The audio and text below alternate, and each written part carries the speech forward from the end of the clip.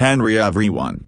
Welcome to back the channel Auto Empire T. 1972 MGB isn't just a car race, it's a time capsule, a living reminder of an era when open-top motoring wasn't about horsepower and numbers, digital dashboards, or turbochargers, but about the pure, unfiltered connection between driver, machine, and road. For many enthusiasts, the MGB defines what a classic British roadster should be: charmingly simple, affordable, and full of character. In today's video on Auto Empire T.V, we're going to deep dive into the 1972 MGB, exploring what made it iconic, how it evolved up to that point, what set it apart from the competition, and why it remains a cherished collector's item more than 50 years later. The MGB was introduced in 1962. And by 1972 it had matured into one of the best-selling sports cars of its time. Manufactured by the British Motor Corporation, and later British Leyland, the MGB was a modern step forward compared to its predecessors like the MGA. It was designed with a monocoque chassis, which was a big deal for the era. Unlike the body-on-frame construction common at the time, this design improved rigidity, reduced weight, and created better handling dynamics. The MGB was meant to be a driver's car, not for track dominance, but for everyday thrills. It had clean lines, a long hood, a short rear deck, and a compact form that just felt right on narrow countryside roads or breezy coastlines.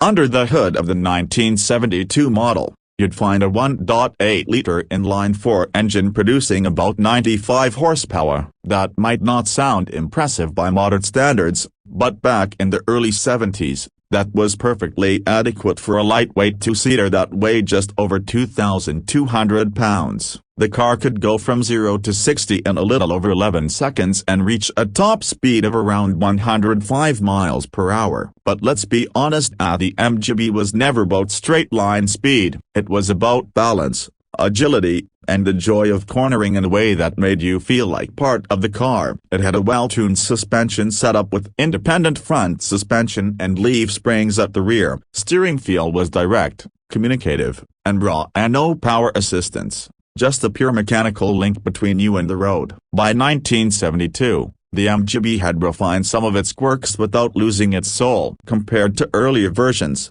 it had improved interior comfort, slightly better noise insulation, and small upgrades in reliability. This was before the rubber bumpers were introduced in 1974, so the 1972 MGB retained its elegant chrome bumpers, low-slung stance, and delicate proportions that many collectors prefer over the later models. It had those classic steel wheels, wire wheel options, and those iconic round tail lights that gave it timeless appeal. Inside, the cabin was straightforward, a simple dash layout with Smith's gauges, toggle switches, and a 3-spoke steering wheel that felt just right in your hands. There were no digital screens, no driving modes, no distractions, just you, the car, and the road ahead. The seats were surprisingly comfortable, trimmed in vinyl, and offered decent support for spirited drives. Of course, don't expect much in terms of safety, this was a car designed in a different era. No airbags,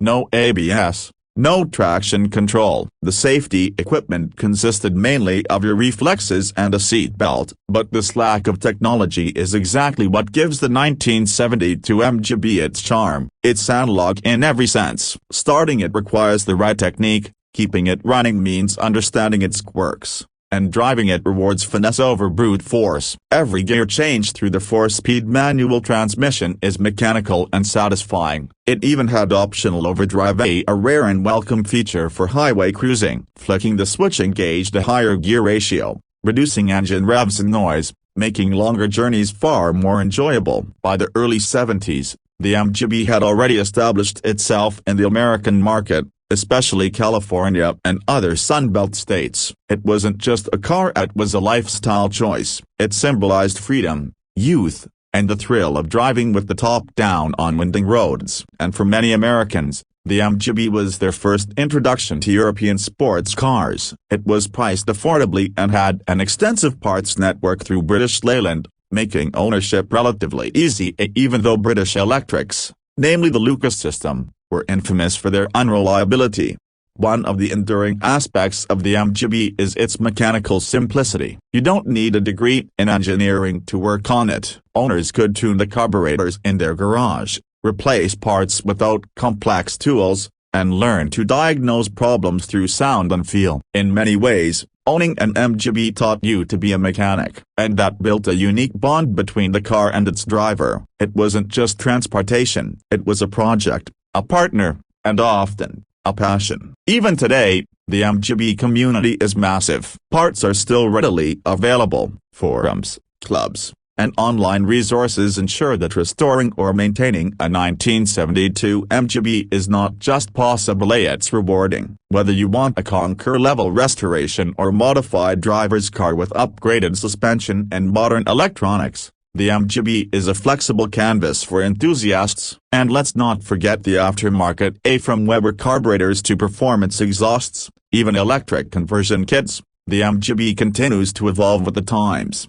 On the road, a well-sorted 1972 MGB feels like nothing else. It's light on its feet, the steering is responsive, and it has that magical ability to turn even a mundane errand into a joyful drive. The ride isn't plush, but it's communicative. You feel every dip, every camber, every texture of the pavement, and that's exactly what drivers back then, and even now, love about it. There's no insulation from the experience. You feel the engine humming, the exhaust note popping through corners, and the wind swirling around you with the top down. It's visceral, emotional, and real. Let's also talk about its styling. The 1972 MGB, especially in British racing green or tartan red, is just breathtaking. The proportions are perfect: tail-long bonnet, short overhangs, and elegant chrome accents. The front grille, the chrome side mirrors, the simple round headlights, they all add to the car's timeless beauty. It's the kind of car that makes people smile,